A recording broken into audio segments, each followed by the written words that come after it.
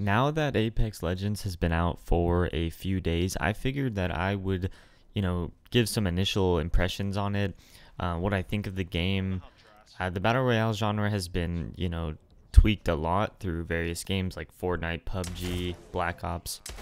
And now we have a new competitor that's kind of done another twist on it that I think, no other game has really gone for before, and that's class-based shooting in a Battle Royale.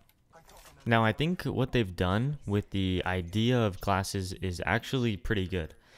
You have, unique characters that have their own roles on a team, like healer, DPS, tank oriented.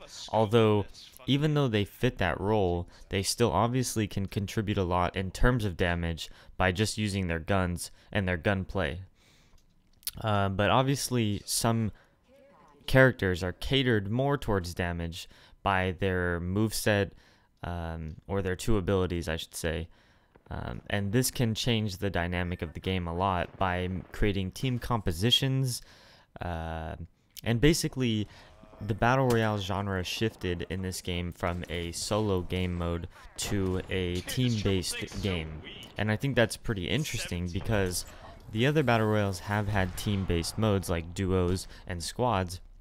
However, this is a 3-person squad game, and that is the ideal setup for them, I'm assuming, because I'm sure they did playtesting for other, modes, single player and whatnot, and they probably realized that 3 people is the prime setup for competitive or just for the game itself.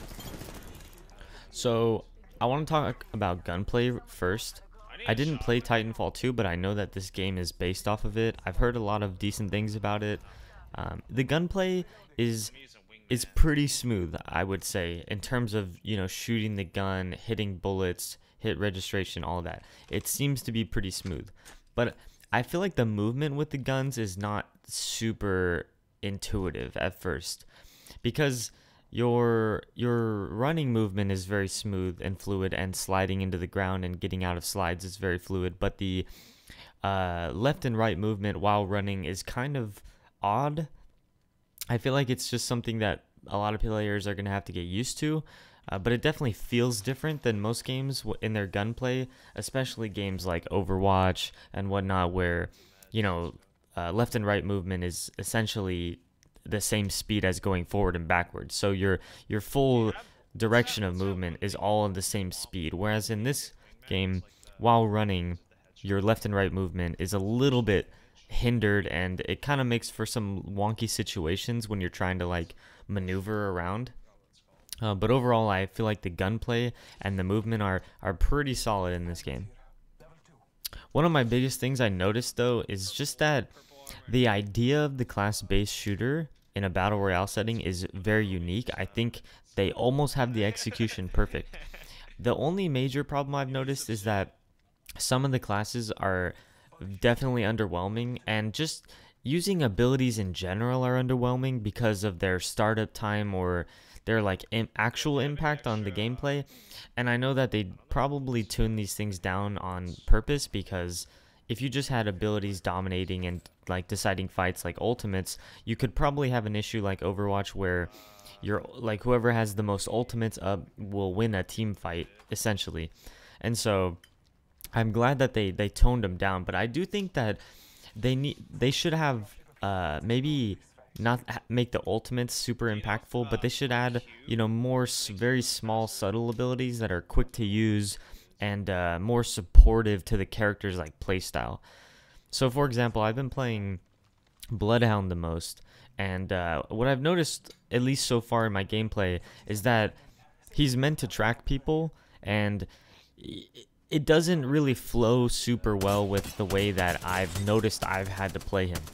What I've been doing while playing him is really using his ult to gain move speed and be able to see people quickly, identify targets, and move in and use shotguns or close range weapons to fight people. And I think that's probably what they intended. They want you to track people down, and you probably have to fight them close range, because his abilities won't really help you if you're using a sniper rifle, right? You won't really be able to scout people and then go look for them and try and find them and hunt them down.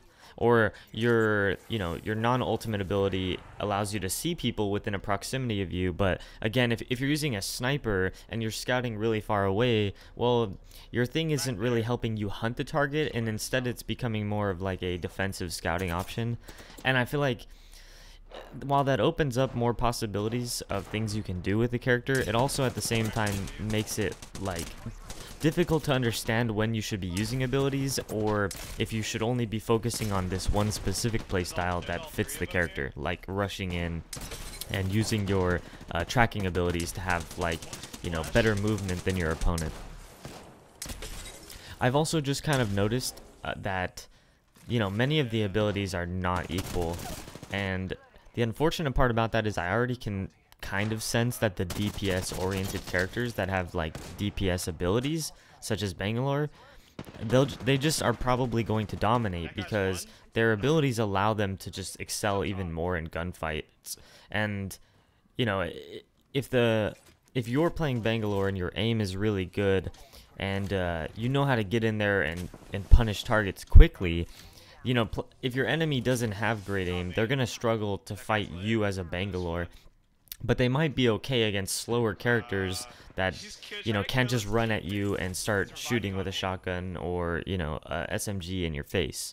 And Bangalore excels at that because they have, a passive that allows them to run straight in, and then also an ability like the smoke grenades to get themselves out. And so you can already kind of see the gravitation towards those types of characters and why they're going to be stronger than the healing and tank classes. I haven't actually really even played with the tank class at all, just because it doesn't really, envision this like fast gunplay gameplay with its abilities. And so you almost feel like if you pick that character, you won't really be focusing on your abilities. You'll probably just be shooting. And if you're doing that, then what is the point in playing him in the first place? Your best bet is to play a DPS oriented character where the abilities supplement your gunplay.